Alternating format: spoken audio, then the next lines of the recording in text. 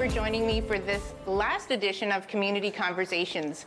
We're joined today by a special guest from our community, Manon Heran. Welcome. Thank you. Manon is a high school dance and English teacher in the Catholic District School Board for Simcoe Muskoka. 20 years she's been doing that work, currently at St. Peter's. In 2008, she received the Advocate for Inclusion and Multiculturalism Award and won a Government of Ontario Award in 2018 for excellence in promoting education. Congratulations. Thank you. She joins us to share her personal motivation behind her more than 15-year-long journey, engaging students in exploring inclusion and diversity. So welcome. Thank you. Thank you so much. I remember that we met probably just over a year ago, and I've been looking forward to chatting with you about this since. So why don't we start by learning a bit about you? Where did you grow up? So I actually grew up in Toronto, and I went to a public elementary school in the Black Creek Drive and Weston Road area in Toronto. And it was a pretty good education. And both of my parents actually immigrated to this country. So Toronto was kind of the place to go, and that's where they met. And my mother is German and my father is from the Czech Republic. So yeah, Toronto was kind of the multicultural place where I grew up. Wow, that sounds pretty exciting.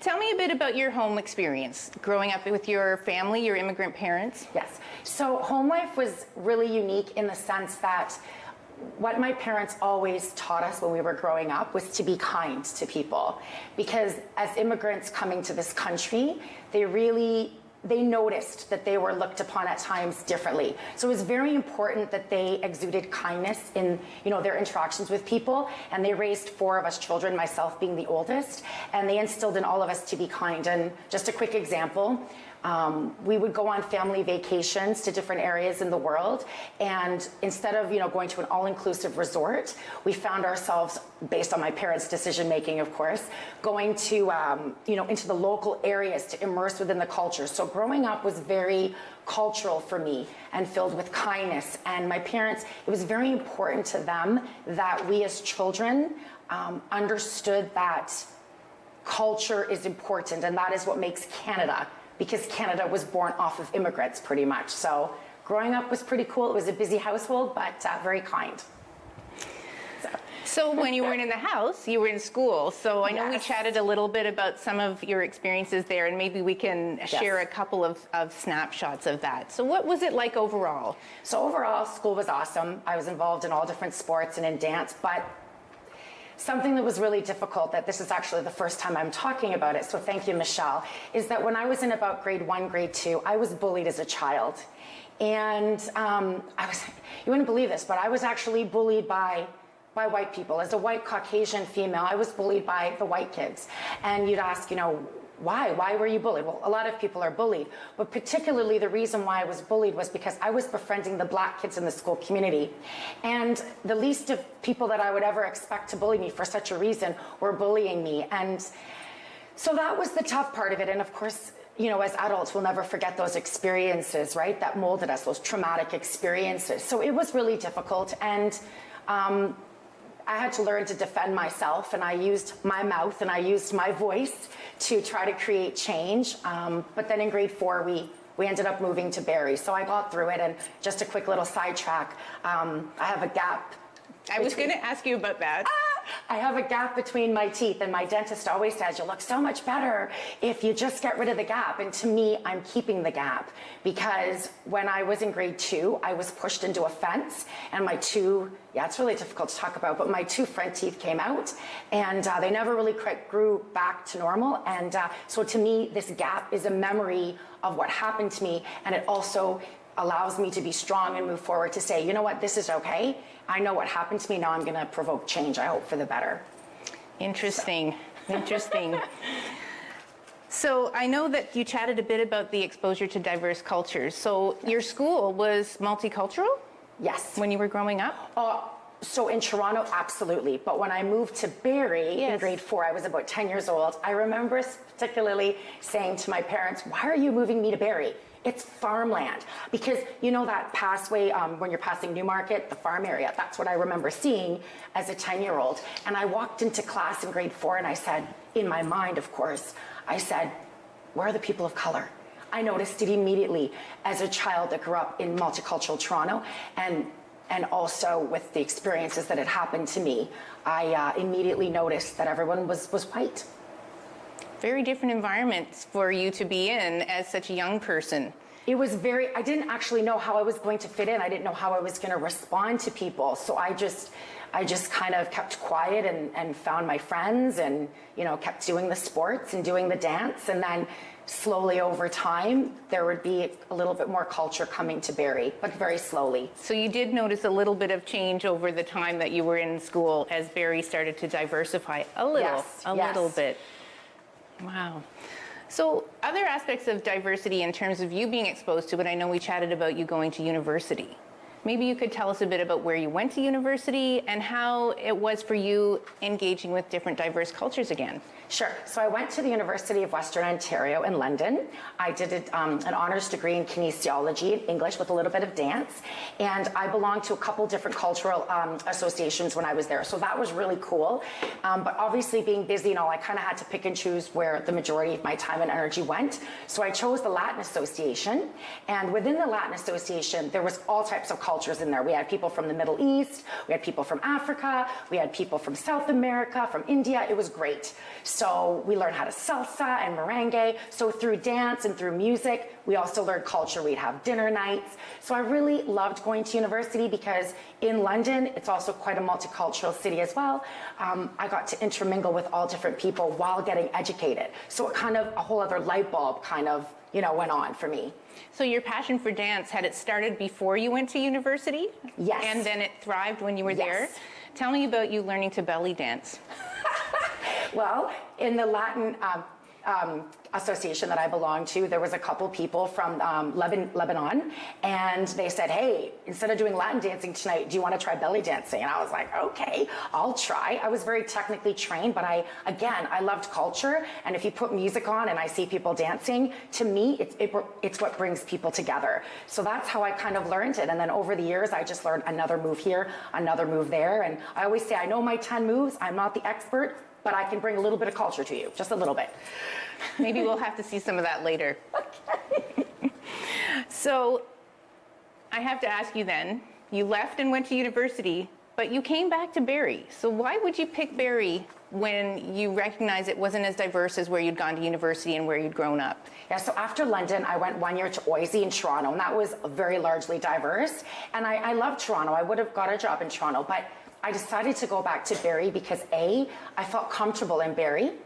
My family was there and I love my family. And also because I thought maybe there's something I can bring to Barrie. And also it was where I was educated for the most part. So I thought I had my connections and I knew Barrie was growing more and more diverse. And I thought, okay, they can use another loud person that wants to maybe, create a little bit of energy around diversity. And so I took a risk and it's been 20 years.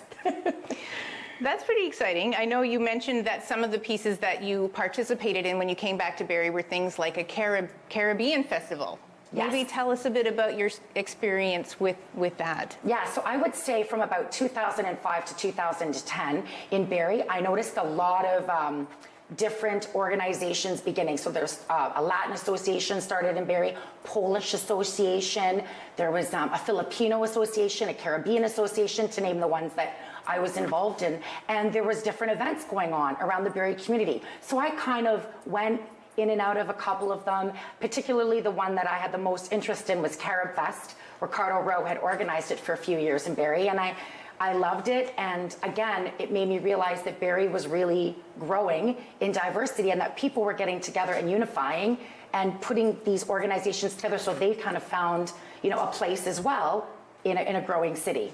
I know, speaking from being a member of the Black community, one of the pieces that still is just starting to grow is a place where members of the Black community find each other. So I find it, exciting and interesting to know that before there were other organizations, whether they came here from Toronto and then sought each other out, they were able to set something up. Absolutely. So it's interesting. So that's a big evolution in Barrie. Have you noticed anything else? I mean, you certainly have a great perspective coming young and going away and then coming back. What's changed more recently in Barrie that you've noticed? I definitely have noticed, speaking of culture, more families of cultural backgrounds are moving to Barrie from the Toronto area. So perhaps if I could just speak, even me as an educator, I'm realizing now that even in education, we have to be very alert with that as well, because it's changing the way we do things around the schools so that we're more aware of, the different cultures in our own schools. I've noticed that there are particularly more black families coming into the Barrie area, particularly at St. Peter's Secondary School. Over the last 8 to 10 years, I have noticed that shift. And so, it's been beautiful. It's been beautiful to see the cultures interacting and spreading, and I love it. I think it's pretty exciting. I know that there's still a little way to go, because when I looked at sort of the statistics of cultures that recognize themselves as visible minorities, it's still kind of under 10% for the Barrie area. But as you start to go through Simcoe County, depending on the community, definitely seeing a bit of a change there. Well, I think that's a great point to kind of talk a little bit about what we met when you were working on your Black History Month event. You have championed this event at St. Pete's for, I think, 13 years. Yes. So I want to take you back. What prompted that? Yeah. So as an educator, I thought that there was a responsibility that I needed to take on. My past, my passion, my interests, and I thought, okay, it's Black History Month. In my opinion, no one was really doing very much at that time in 2008 in the Barrie area. I wasn't aware anyways of schools doing very many, activities. And I thought, okay, I don't really know much about this stuff. I don't really know how to go about it. So I just said, okay, I'm going to take this on and learn as anybody would. I went to Google. I went on the Ontario. Thank you, Google. Yes. Google. I went to the Ontario Black History Society. I kind of started there, and I thought, okay, and I realized quite quickly, what is the purpose of Black History Month? And I made sure that I always stuck with the proper intent and purpose and message, which was recognizing Black Canadians in our history that contributed to this country and to our rich history, and also celebrating that. That's what it was about. And if I just kept to that message, I just kept learning over the years. I made a lot of mistakes, I will admit, but through having different guest speakers come in, I thought that was the key to it. Kind of doing a 5 to 10 minute hands-on in every assembly for the students to kind of just think about things and get their minds on it, get away from curriculum for a moment, because not all of it's in the history books. And then I would always have a guest speaker, there would be a different theme, and then I would always end part 3 with some type of artistic contribution to kind of get them, realizing that culture isn't just about the historical facts, it's about the music, it's about the art, because through art you can have different messages conveyed. And I want to make sure, I just want to say one more thing. I'm so appreciative of the people that have come to be a guest speaker at the assemblies. And in particular, I just don't want to forget anybody. Janie Cooper-Wilson. Well, I want to pause you on Janie Cooper-Wilson, because I believe you have a little story about a connection to you personally. Would you share that with us? The coolest thing, she was my first guest speaker in 2008. And when I called her up, I saw her name on the Ontario Black History Society website. And I called her up and I started talking to her. And she started just listening to some of my stories. I talked about my mother in particular. And then she said, I think I know your mom. Anyways, long story short, fast forward. Her and my mother, from age 12 to 15, were childhood friends on a farm up near Owen Sound in Collingwood area. Unbelievable. And she was my first guest speaker. So my mom attended my first assembly, and there's all these hugs going around, and I'm just like, God works in mysterious ways, if I could just jump spiritual here for a moment, because, God brought me this lovely lady to talk about so many wonderful things, and particularly the Silver Shoe Society, one of the first Black cemeteries up in New Lowell area. So it was just a really beautiful experience how that kind of was connected. And then the following year, I had Rosemary Sadler come, who's one of the main people of the Ontario Black History Society. I had Kwame Williams come one year with his steel pan band. He's our formal cultural director of the city of Barrie. I've had Ricardo Rowe, who ran Carib for years. I don't know if you're aware, Errol Lee is another person, a rapper, storyteller. And I've also had Harry Hughes, Oral Medante Mayor. I've had Sama Othman, OPP officer, and obviously I've had you as well, Michele Newton with Making Change. So it's been great, because to me, the key is the guest speakers that you have as well, because of their vision, their perspectives, their experience. They just bring that extra little bit to the experience for the students. I think it's been great, and I mean, the assembly that I attended in February this year, 2020, it was nice to see so many students there. I want to talk a little bit about how do you pull these events together? You know, do you do it by yourself? So, I will admit, in a busy school, we all take on different events and responsibilities. So yes, I do kind of start with the first part of the invitation process. So what I usually do is I put it on the announcements, I invite them, I ask homeroom teachers, sometimes we send out newsletters, sometimes we just kind of ask it around in classes, and usually that's about 2 weeks before February. And then the people get together, the committee, and then we kind of decide the vision, and then we move forward. So that's kind of how it works. However, when we were speaking before, I really loved your idea about how the way we invite can really make a difference. And it prompted an idea in that it wouldn't be so bad to send out, you know, a letter to all the families in the school, because you never know which mom or dad or aunt or uncle or grandma or grandpa would love to also be involved in helping with the Black History Month events. And I never thought about that before. I thought always the students, but the parents and the families. I feel like there's an opportunity there to build a bit of a community. And I know that when we chatted, you had said originally, you know, you started out with 3 Black students, jumped on to the idea of the project about 13 years ago, and some years you have 10, some years you have less. You know, what about the students who aren't Black? What's the participation like from them? So typically, out of the 13 years I've done this, I tend to have more white students than Black students taking part in the Black History Month committee. Now in the assembly, I have all types of cultures and people usually involved, depending on the year and this and that. And I believe that the reason for that is sometimes it's comfort, sometimes sometimes the Black students might feel, or even the white students, why are we doing Black History Month? Why isn't it 365 days of the year? I totally agree. And it should be 365 days of the year, because it's not Black history, it's our history, it's Canadian history. So Black, white, purple, red, green, you know what I mean? It's still our history, and it's important. And so, yes, so I tend to normally, it does mix up, but the reality is that I don't push. I just kind of let it happen naturally, and perhaps having those conversations at home can maybe make it a little bit more comfortable. And you know, America created it in the 1970s, Black History Month. And again, I feel as an educator, regardless if I like it or not, regardless if I think it should only be that month, because it shouldn't be, I still think it's an educational responsibility of mine to educate and celebrate Canadians that we're Black. So if people aren't helping, students aren't helping in the assembly, but they're coming to the assembly in school, what do you think they're really taking away from it? Maybe there are sort of a couple of thoughts you could share on that. So a lot of Black history is not in history books. And if the teacher doesn't feel comfortable teaching it, then I hope that they're learning something, even if it's one thing from the assembly. Number 2, if they're learning acceptance, diversity, unity, that we're all in this together, that would be the second most important thing. And third, perhaps the power of art, as I always have art in these assemblies and events, that the power of art to create messages. So I really hope that they're taking away that it's a really good time to learn about something. And I think the more knowledge that we have, the less ignorant we are in the world. And so if at that assembly, I can just have them think about things a little bit more critically, then I think that my goal is succeeded. One of the places you mentioned that you took students, and it depended on the year, was to Georgian College. Maybe you could share a little bit about one of those that stands out in your mind, and the ride back.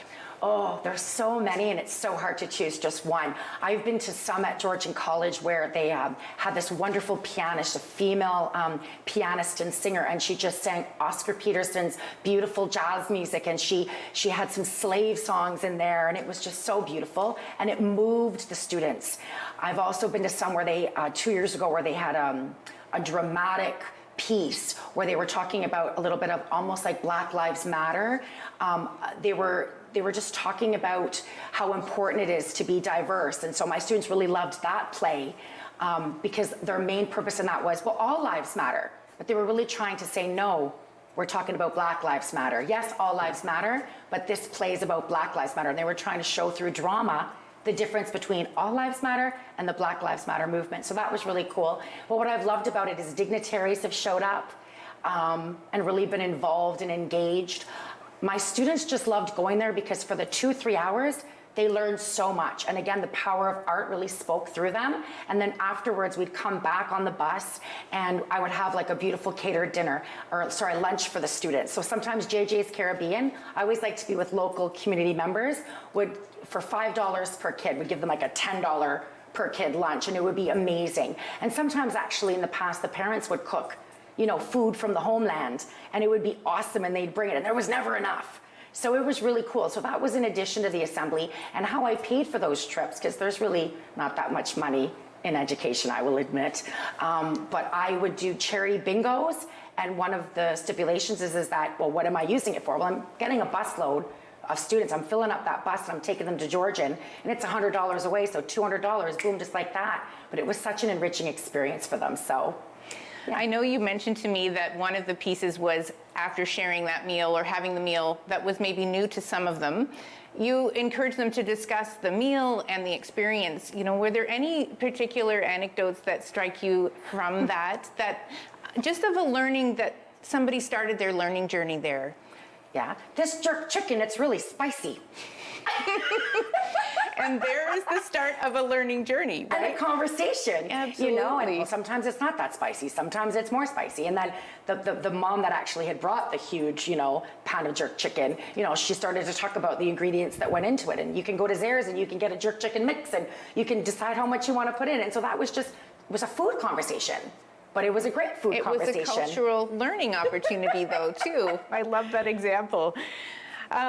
This year, in Black History Month, you really had a real focus on the Oro Church. So maybe you could share a little bit about that presentation and how that impacted the students. Thank you so much for asking me that. It's dear to my heart because on my way to the cottage, I pass by it all the time, and I make sure that my nieces and nephews know about that little church. It's so special.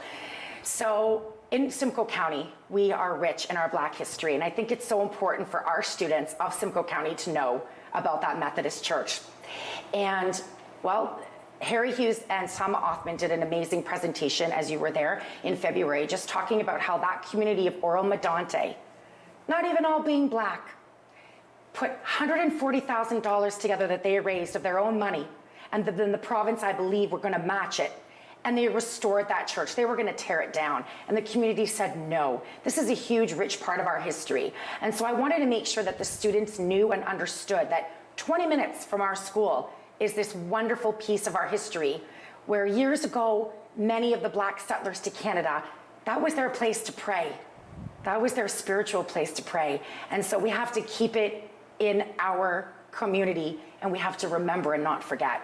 So it was really important for me for the students to kind of get that historical background as well. It has a nice tie-in as well to Janie Cooper Wilson, who we spoke about, because in her historical society, they touch on all these different locations right here in Simcoe County area that have such rich Black history. And it's just the idea that it's not in textbooks. We need to find a way to get students in front of it and hearing about it. So bringing to assemblies is certainly one way, but I hope for the future that we'll see an opportunity to share those local stories with every student in every classroom, 100%. In every school. I think that would just be so great. So there was another part to the assembly. I know I spoke about our Mosaic lives and I touched on making change, and really I felt there was a real connection there with people thinking about different lived experiences. I think that's really beneficial for the students to sort of put themselves in someone else's shoes for a moment. But the final piece to it was a dance number. And I want to talk about that because I want to understand what was the idea behind it. So I was watching the Oscars, and like any creative person, I'll just get all these ideas. And the song Stand Up from the movie Harriet was sung. And it was a very beautiful number. And I immediately fell in love with that song.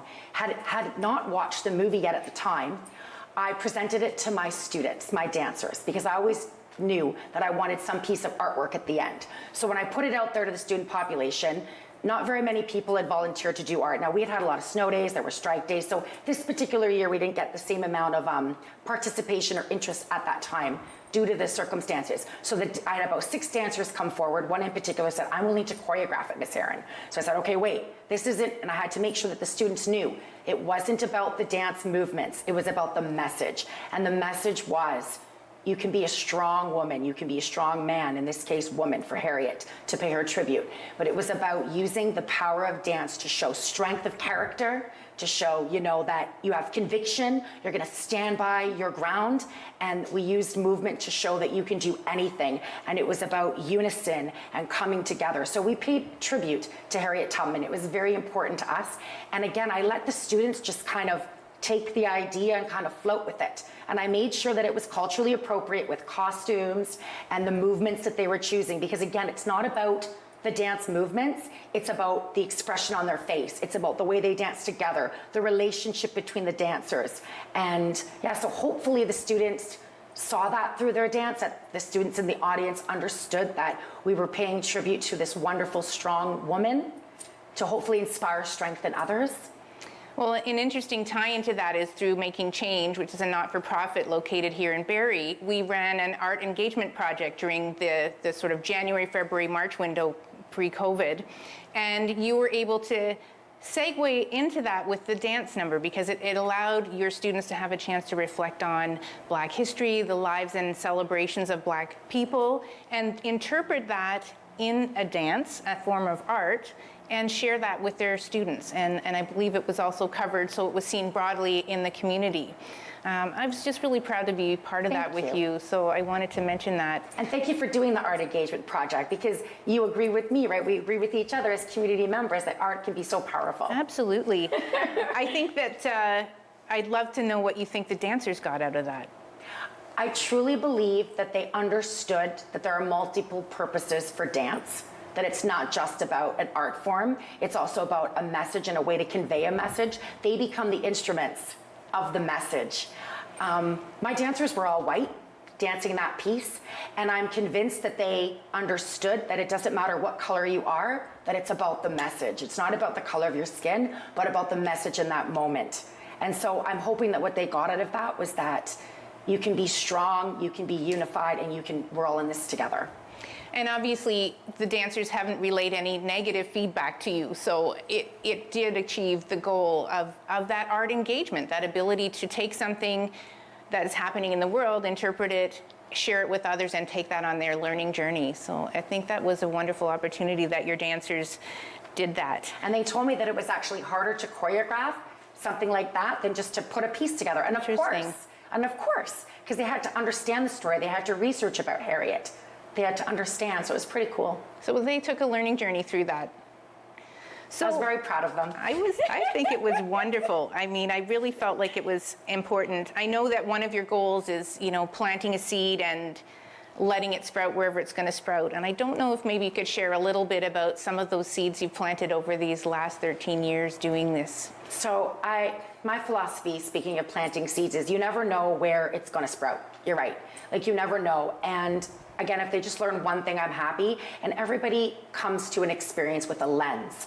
And to me, there's three things involved in that lens. They have their experiences, they have their knowledge and values of what they value, and then they have their opinions. And so for me, when students approach through a different lens, and when I plant those little seeds, I'm not sure when their readiness is going to be. And so again, I just have to hope that they take something out of it. So as far as planting seeds, I know that I have, at least I hope that I have started conversations in classrooms. For example, there was a teacher at my school that had said to me, I have a difficult time teaching Black history, especially if I have a student in the class that is Black. It's difficult because she doesn't know or he doesn't know maybe enough about it. Because again, right, it's just that we need to learn a little bit more.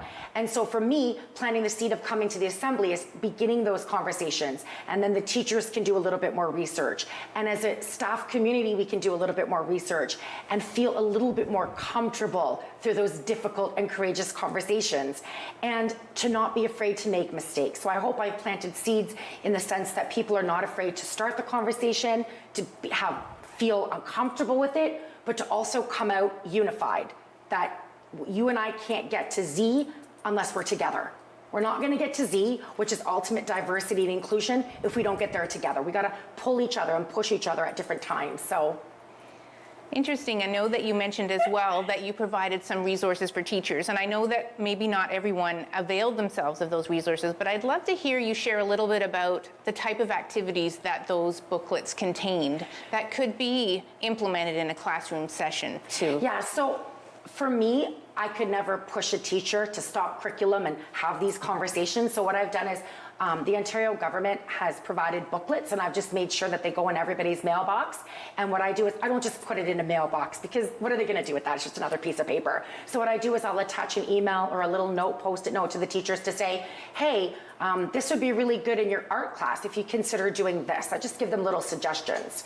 But I never pressure anybody, of course. Or I'll say, hey, this would be really good in your business class to talk about this. Or this would be really good in your law class to, talk about this issue.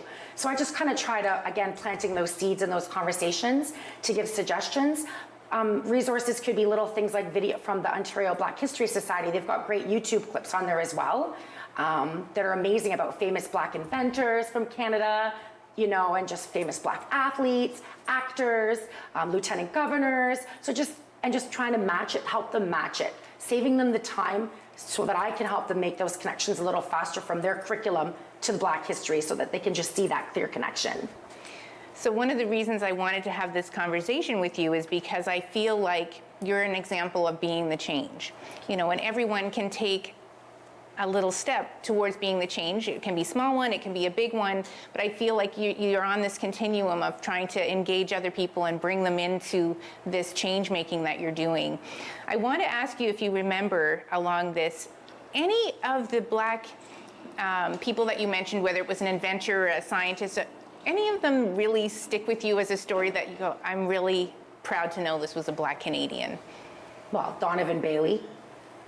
I used to train, I used to be a runner a long time ago. This quick connection, I'll be honest with you.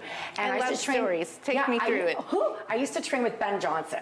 And every time we would finish, and he was American, correct? Ben Johnson was American? Was he Canadian? Jamaican, Canadian? Was he Jamaican? Okay, I just want to make sure I get this right. And so I would train with him.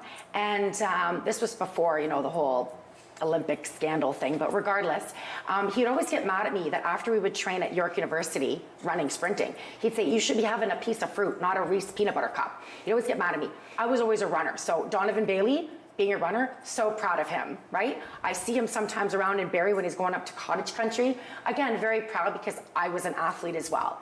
And I know that the students greatly admire Donovan Bailey. Another person, and I'm going to forget her name now, it is Michele. She was our first lieutenant governor. What is her last name? Michele John. Thank you, Michele John. Amazing as well. Huge step in government and in politics to be such a role model and to be so poised and to be so professional, because we don't often see that in politics. So, really huge for me. I mean, I could name you a whole bunch more, but I remember actually doing part of the presentation, and I had put, it was your quiz about famous Canadians that you might know, and one of them was, kind of true or false. Drake is a musical artist, or the official sort of mascot friend of the Raptors. And it was just nice to see the students engage and learn, that they were following some of these trends and noticing things. When you would have asked, who knows who Viola Desmond is, maybe nobody would have known that not so long ago. So it was just nice to see that engagement from the students. And it's true. And even in, I always start with a 5-10 minute historical slideshow, and I have people's pictures and names, and even myself, I don't remember all of them, but and it's going to take time for me to remember. But I think the most important thing that I remember is maybe not the name, but I know that there was a contribution, and I respect that, and I'm not going to forget that. I know that it wasn't just the white people in Canada that contributed to Canada's amazingness. Well, and all the cultures make it a multicultural environment, and Absolutely. We're just learning about a lot of them now. So Absolutely. it's one of those things on this journey that I think we all contribute to, and you're doing a lot with that at your school. Thank you. So I really thank you for telling me about that, and I didn't know if there's anything that you wanted to add. There's anything that What's going to be your plan for next year? Maybe we can chat about that. Thank you for that. So 2 years ago, I had approached the city of Barrie about, that's how I actually was introduced to you, about maybe partnering up with them to kind of take on the more educational side. Like you had mentioned earlier, I can fill a St. Peter's cafeteria with about 450 students. I'd like to now fill up with over 1,000, 2,000 students of different elementary school and high schools, both Catholic and public, in our region, and have the same kind of effect, but instead of a 1 hour assembly, 2 or 3 hours, and kind of bring a little bit more culture. I'd like to keep that going. For the last couple years, it kind of stopped a little bit, but it is what it is. There were some changes through the city of Barrie, so I'd like to do that. And so for 2021, that's kind of my goal, to partner with the city of Barrie and also through you as a community member, Michele, to kind of see how we can use the Art Engagement Project, use community events at the Beatty Center. Oh, it's not called the Beatty Center anymore. It's called the Five Point Theater. And kind of, you know, bring those students together. Again, I feel the responsibility of the educational side of it, and I want to bring on more community members and maybe pull my past guest speakers in to be at that event so that, you know, just see what's changed in 10, 12, 13, 14 years. And so that's kind of my goal, to just continue the education and the celebration.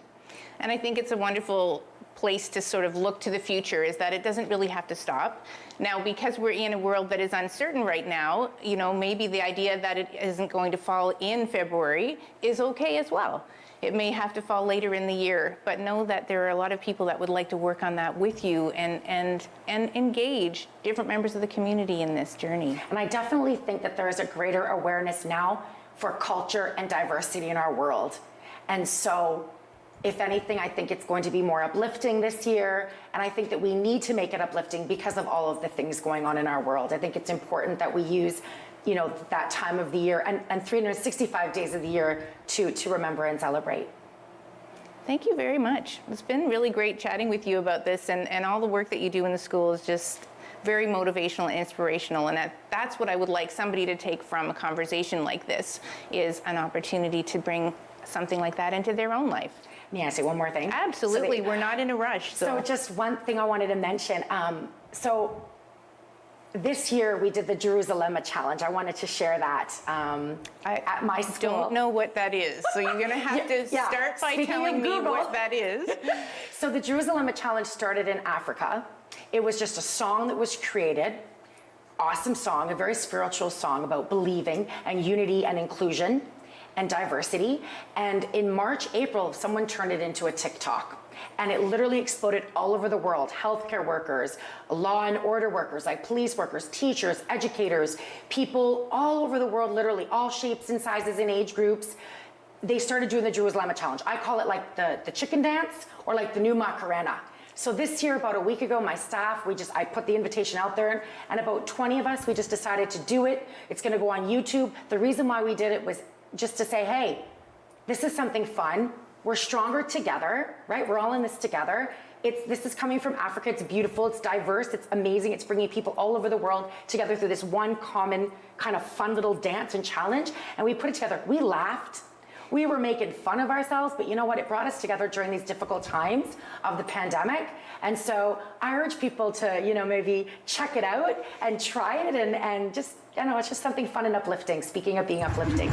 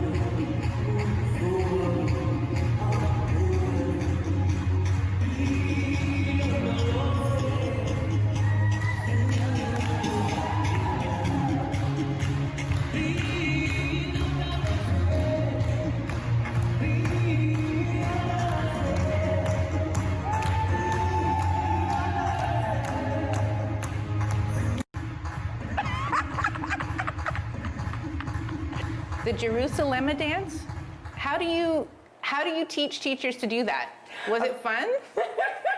It was so much fun. And so basically, if you go on YouTube, there's different variations of the Jerusalem dance. So I tried to find the easiest version, and I basically just rehearsed it myself over and over, because as an experienced dancer, sometimes you can make mistakes when you're breaking things down. So I wanted to make sure I knew it really well. And so what I did was I put together a little tutorial in my classroom of me doing it and kind of, saying, make sure you put this foot in front, make sure you put this foot in front. I sent it to them the night before and I said, you guys got to practice. So they did. I got a whole bunch of emails from them saying, we're practicing.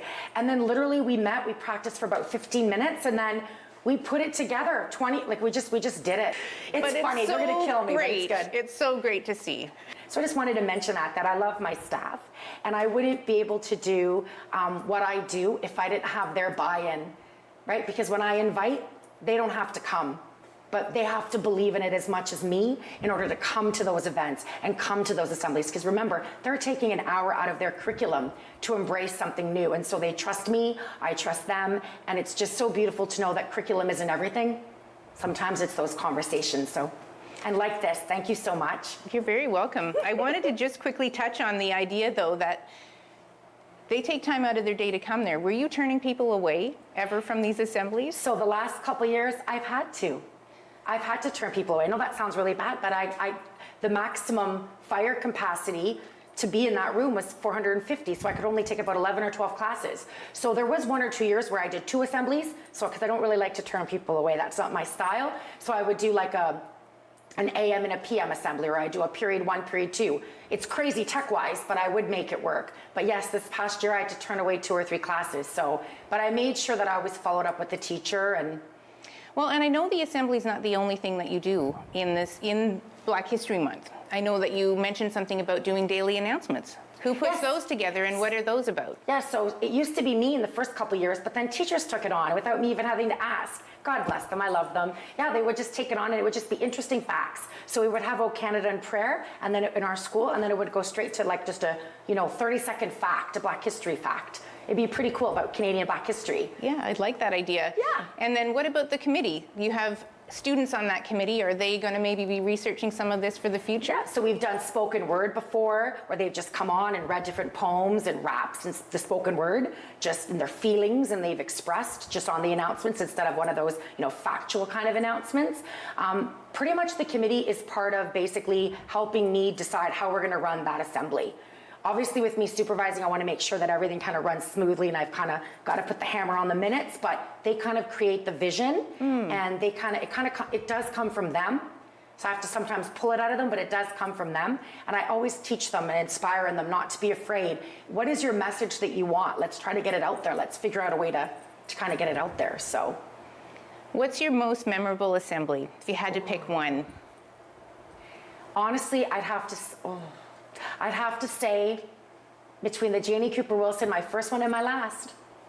You always remember your first and your last, they say, but definitely the last one. And I'm saying that because it was a really political year. There was teacher strikes. We didn't think it was going to happen. There was about 5 snow days in the month of February. In fact, we had to do it on March the 1st. And some people said, why are you doing it? It's not Black History Month anymore. I really had to, just because I relate. I'm pretty sure I was still Black on March 1st. Yes. Exactly. And so it's going to be memorable to me because it was quiet in the assembly, and we pulled it off amidst all of the political turmoils and the snow days. And it took so many pieces of the puzzle for it to come together, but it worked out. I remember I had technical difficulties at the beginning. You witnessed that and how I was frantic about that, but it all worked out. And it's memorable to me because it just had a little bit of everything. And I believe people left, including myself, and I hope you did as well, feeling like it came together. It flowed. And I hope the message was there. It wasn't perfect, and maybe it didn't appeal to everybody, but it's memorable to me because, I don't know, it moved people. I got feedback that it moved people, and it moved me, so I was pretty happy. And I like the idea that it was 3 parts. There's something for everyone in the assembly to take from it. And if you didn't get them with one thing, then the next piece spoke to them. If that piece didn't speak to them, then the last piece spoke to them. You're 100% right. And I think that, that's really important when I think about all of these community conversations. The idea that there have been different guests of all different backgrounds and different types of roles in the community, and sharing the work that they're doing personally and in their environment to make change, to include people, to help groom and nurture inclusion. I think it's just what this has been about for me. So this conversation has really been part of my personal learning journey, and I'm sharing it with our audience by having it put together in this way. And just really grateful that you could join me. Thank you very much, Manon. And I wish you all the best in the coming year, and I hope to be a part of it with you. I can't wait to partner up with you as well and make this work. We got this. Thank you so much. Thank you.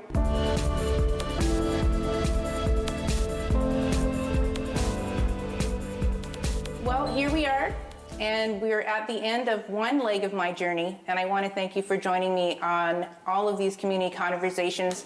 It actually started a while ago. It started in March of 2019, and I had the opportunity to share with you why I'm on this journey. We really had some interesting guests. I want to take us quickly back through that. We spoke with Irfan Tour. He's the Principal of Equity, Diversity, and Inclusion from the Simcoe County District School Board, and he took us on a journey of one step forward. And I really believe that the idea is just make one step, and you'll continue moving forward on that journey. Andrea Murray joined us and had been on a journey of her own of thinking differently. So she said that she couldn't put the toothpaste back in the tube once she had begun the exploration of really understanding her unconscious bias and learning about white privilege. And I really think what she shared with us is a brave journey that she's on and continues to be on. We had Voices of Black Women in Business done in February during Black History Month, and learning a bit about perspectives of living while Black in Canada, understanding that this happens here in Simcoe County in terms of discrimination, racism, systemic racism, and also just having microaggressions facing you on a daily basis. TT Akinsani joined me in Black History Month to talk a bit about her perspectives. She brings a global perspective as she's an immigrant here from Africa, and talking about really encouraging herself to always be helping people learn and sharing that and being part of a journey in everything that she does. What I take away from all of these individuals is just that one person can make a difference. It doesn't have to be a big step that you start with, but it does need to be a step. And reflecting a lot on why I wanted to have community conversations was really to help me broaden my mind as to who's doing work on inclusion, how are they engaging the community, how is it impacting them at their work and in their daily lives. And I've also gotten to meet people of diverse cultures in this conversation and shared them with you. And I hope that it encourages you to try and learn about the others that are living here in Simcoe County with us. One of the biggest pieces, though, to consider is we're at a very different place today. This is a very different time than we were when we started this journey. Over the summer of 2020, not only did we suffer COVID-19 and isolation during a pandemic, but we had a real lifting up of Black Lives Matter.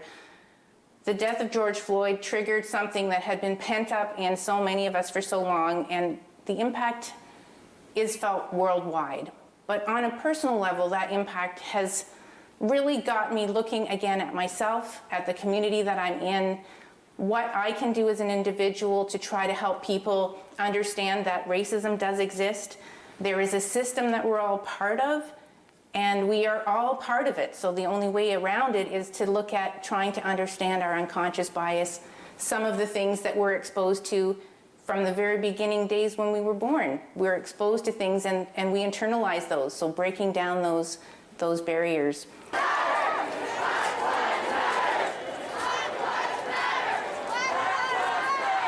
For those of you that were in Barrie area and throughout Simcoe County in the month of June, there were a lot of rallies. And I think that the rallies really showed the community coming together, wanting to see change, wanting to recognize that their injustices are out there. We have a privilege, and that means an obligation to stop what is wrong. We have an obligation to teach, to educate our peers, to educate ourselves on what our Black brothers and sisters have to go through on a daily basis. Yes! An obligation to teach that murder is murder whether you wear a badge or not. That standing around and not doing anything.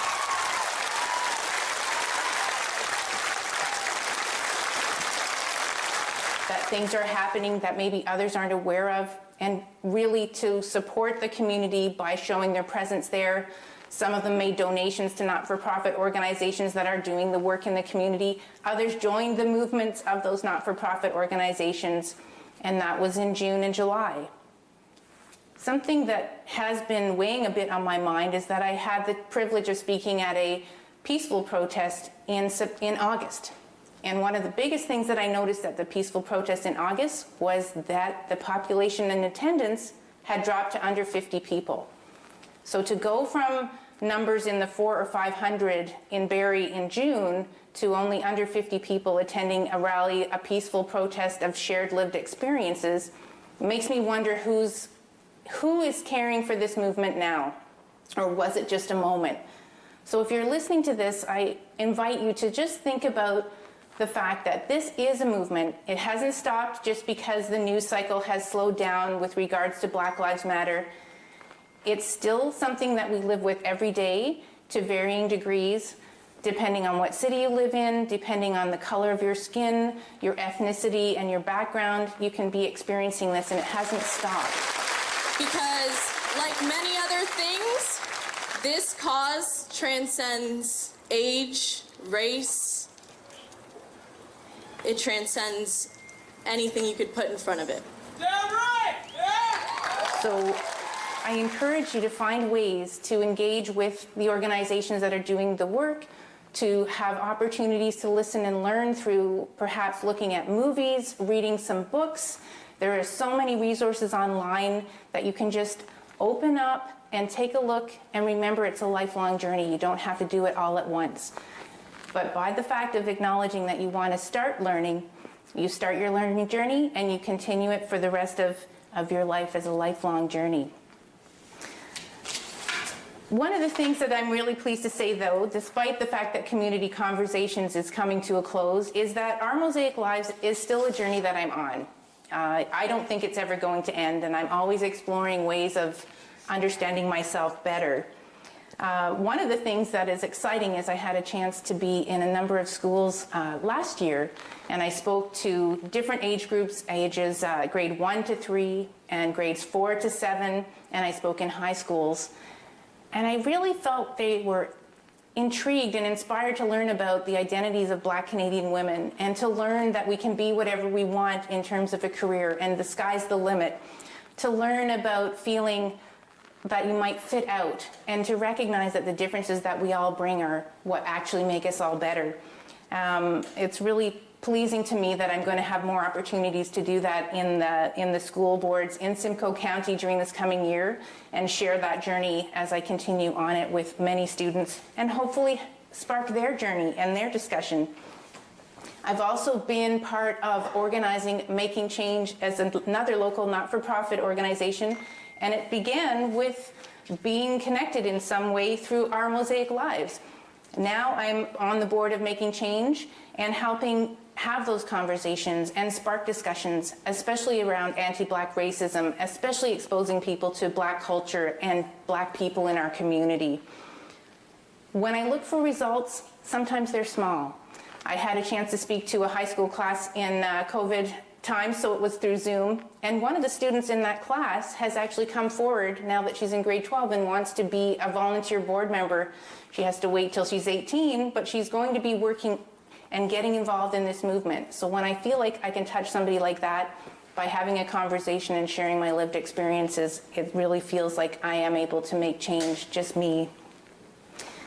Culture Days are coming up in the Barrie area, and it's, again, another opportunity to share pieces of Black culture and explain a little bit about why they mean things to the Black members of the community here. And we hope that you're going to be able to have a chance to look into those and listen online to some of those live performances. Coming up for Black History Month in 2021, we don't know whether we'll be in person, but what we do know is that we want to do an art engagement project. We want to collaborate with our Mosaic Lives and have those voices of Black men in business. And we want to be able to have a community celebration of Black History Month. Maybe it will be in March, We're completely fine with that because it goes on all year long, these initiatives. One last piece of the puzzle that's really been important to me is that over the summer, we've had organizations reach out to us who want to learn how they can improve their organization, how they can become more inclusive, aware of anti-Black racism that might be in their organization, and making change. The not-for-profit I'm part of has partnered with some education providers to be able to give that service and engage the community that way. Learning is a big piece of this. Education is a big piece. We want to make sure that the schools, the business community, and the community at large have that chance. So if there's something that you'd like to learn about, please visit my website at ourmosaiclives.ca or visit makingchangesc.com and reach out to us. We'd be happy to take you on this journey with us.